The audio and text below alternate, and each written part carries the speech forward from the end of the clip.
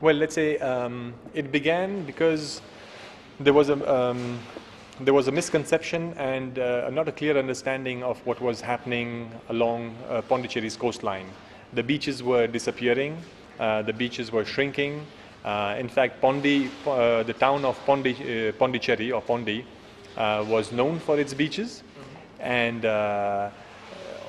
since the 90s, the beaches were disappearing and people were not very clear as to why it was happening. So then just a few of us who understood the processes that were taking place got together, and we thought that it's important that we should inform the government authorities and civil society and make them aware of the natural processes that are taking place.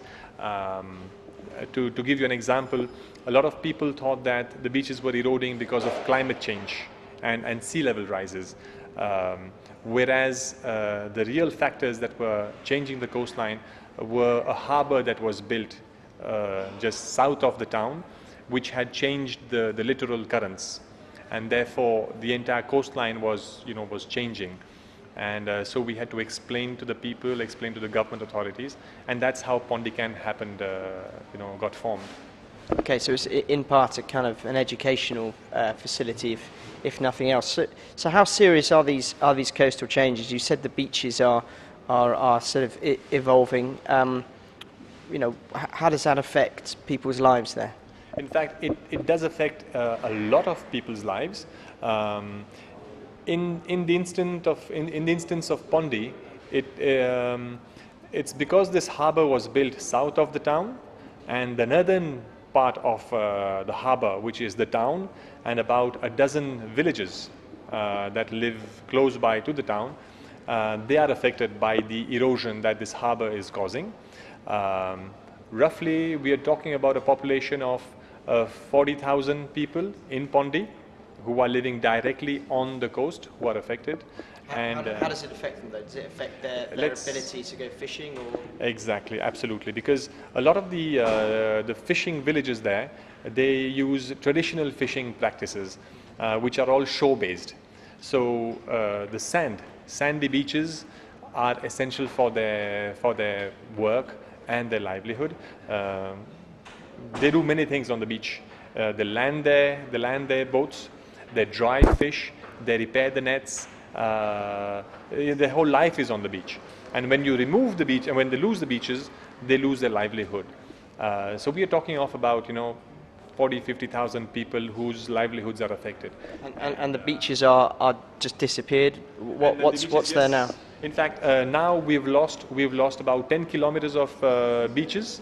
There's not a grain of sand left. It's just sea walls and boulders that have been dumped along the Pondy coastline. Not to mention, of course, this is, we've just looked at livelihoods from fishing, but, what about tourism? The Pondy beaches were known for tourism, so tourism is severely affected. Then you have other factors also. For example, when you lose your beaches, you have the seawater intruding into your groundwater, so even the water quality is declining, so your water is more and more saline, your drinking water. So you have other secondary impacts. So essentially you have a deterioration of the environment as well as the quality of life. Okay, and apart from, I guess, education, what's been the outcome of this? What can you do? I mean, in the UK, I think you see lots of beaches which have those long, almost tight fences that reach out. I think they're called groins, reach out into the sea. What can you do? I mean, are these beaches gone for good? Do these people have to think about finding different jobs? In fact, because it's a man-made problem, the harbour was built, and it's the harbour that is causing this disruption of, that is changing the coastline.